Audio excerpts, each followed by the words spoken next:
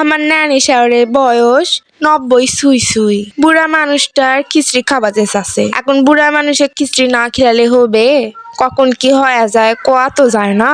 তো তোমরা কিছু যেন মনে করবেন না, আজকের ব্লগটা কিন্তু তার ভাষাতেই হবে। আসসালামু আলাইকুম নগার সোলপল। কে কোনটা থেকে দেখিচ্ছেন অবশ্যই কমেন্ট করে জানাবেন। কালকা পাতারে তাল চুনো সেটা লাউ দেখাচ্ছে হয়ে গেছি, সেটা বুড়া হয়ে গেছে। এখন বুড়া লাউ দিয়ে তো আর খিচড়ি হয় না। দেখে শুনে একটা চ্যাংড়া লাউ বের করলো। বাজারে চ্যাংড়া লাউ আর চ্যাংড়া বিটি চলের খুব চাহিদা, কিন্তু দুইটাই অর্গানিক পাওয়া খুব কঠিন। কিন্তু আমি লাউ কোনা অর্গানিকই পাছি। আমার নানা শরীর ভিয়ের জি লাউ, ওই জন্য অর্গানিক পাছি।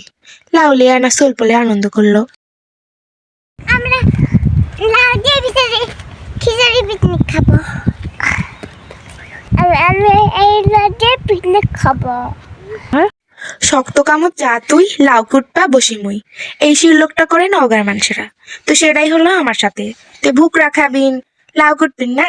লাউ কুটা কাম যে সহজ, লাউ কোনা এতই কষি আর বিসি নাই কিছু নাই। লাউ কুটা কাম যতই সহজ হোক, আমি তো করবা পারিচ্ছি না।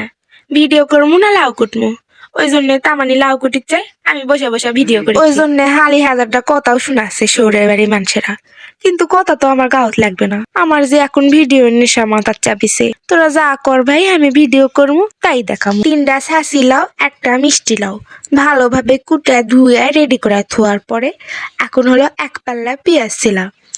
1 পাল্লা পেঁয়াজ কুটা হলে এখন আসা হলো আলু সিদ্ধ।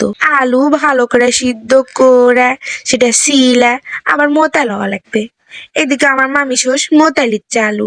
আমি অবশ্য এগুলা কিছু কাজই করি না, আমি খালি করেছি ভিডিও।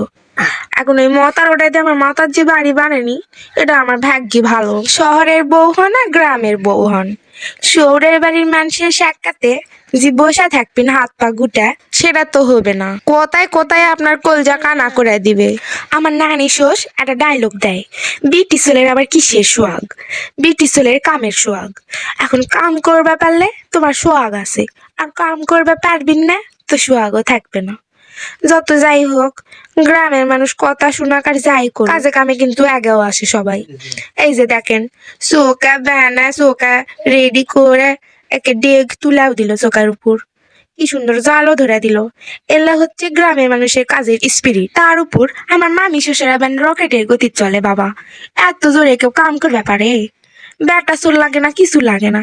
বিটি চলে একাই সসপেনে রান্দা বাড়া সবকিছু একে এই একের পাকদার যদি কারো লাগে রান্ধনের জন্য, অবশ্যই আমার সাথে যোগাযোগ করবেন, আমি সব ব্যবস্থা করে দিব আপনাকে। একবার যদি এই হাতের রান্ধন খান তে হাত সারা জীবন চ্যাট পাই থাকবেন। আমার নানি শ্বশ এটা কাম ভালো করিছে, পাতার জুড়া চুল পারিছে।